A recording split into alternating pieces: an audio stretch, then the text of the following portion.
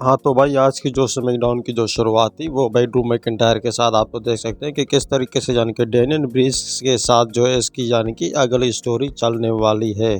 और मैं सच बता रहा हूँ भाई, देखो यानी कि ड्रू मैकिंटायर और डैनियल ब्रीस की यानी कि यहाँ पे शायद भी यानी कि कुछ जमने वाली है, और वो भी यानी कि बहुत ही अच्छी स्टोरी के साथ। तो यहाँ पे शुरुआत होती है रैंडी ऑर्टन की स्मैकडाउन के शो के ऊपर। अब देखो भाई यानी कि रैंडी ऑर्टन का वापसी तो यहाँ पे आ गया है, और स्मैकडाउन के शो के ऊपर ये भी बता दिया है कि केविन ओवन की अब जो भी यानी कि बदमाशी चल रही है, यानी कि जो भी उसका पंगा चल रहा है, तो वो ये सब इसका ये जो है अब खत्म होने वाला है भाई ऑफिशियली। देखो क्योंकि अब रेसलमेनिया आने वाला है, तो मुझे लगता है कि सबसे बड़ा मेन इवेंट जो है यानी कि रैंडी ऑर्टन करने वाले हैं केविन ओवन के साथ। और भाई क्या आपको नहीं लगता है कि शायद यानी कि निक ऑडस भी यहाँ पे परेशान हो गए हैं, और वो यानी कि वो परेशानी किस वजह से, यानी कि वो जो परेशानी वो डाई टीम की वजह से। क्योंकि आप ये लिस्ट देख सकते हो कि किस तरीके से जो है डाई टीम का एक यानी कि टैग टीम चैंपियन जो है बार बार एक यानी कि ओपोनेंट के साथ हो रहा है, और फिर लगातार जो है यहाँ पे कंफ्यूज कर दिए जा रहे हैं यानी कि क्राउड के ऊपर। तो भाई मुझे तो लगता है कि ये जो है ना गेम बहुत ही उलझ गया है इस मामले से। और भाई आपको लगता है ना कि यानी कि ब्रॉन स्ट्रोमन और सोलो सिकोआ और जेका फाटो की कोई स्टोरी लाइन यहाँ पे नहीं होगी? तो मैं आपको बता दूं कि ये इन सब की आपस में बहुत ही अच्छी बनने वाली, और वो रेसलमेनिया में जाकर ही खत्म होंगी। तो यहाँ के यानी कि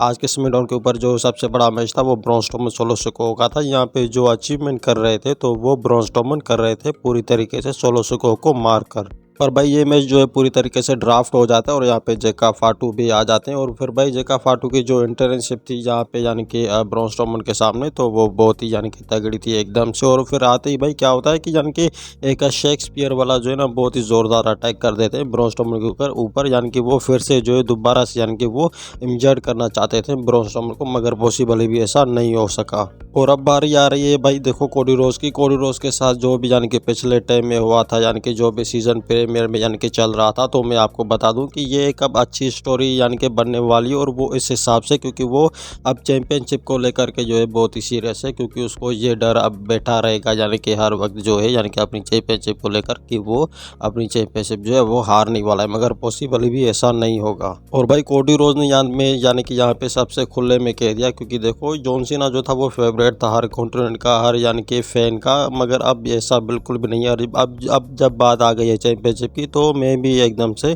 पीछे नहीं हटूंगा। तो इस हिसाब से जो कोडी रोज का जो भी कुछ कहना था, तो एकदम से ऐसा समझ लो कि धमकी देनी थी जॉन सीना को, मगर दरोक के बारे में जो है कुछ भी नहीं कहा। तो पॉसिबल ही शायद मुझे लगता है कि कोडी रोज डर गए हैं दरोक के सामने।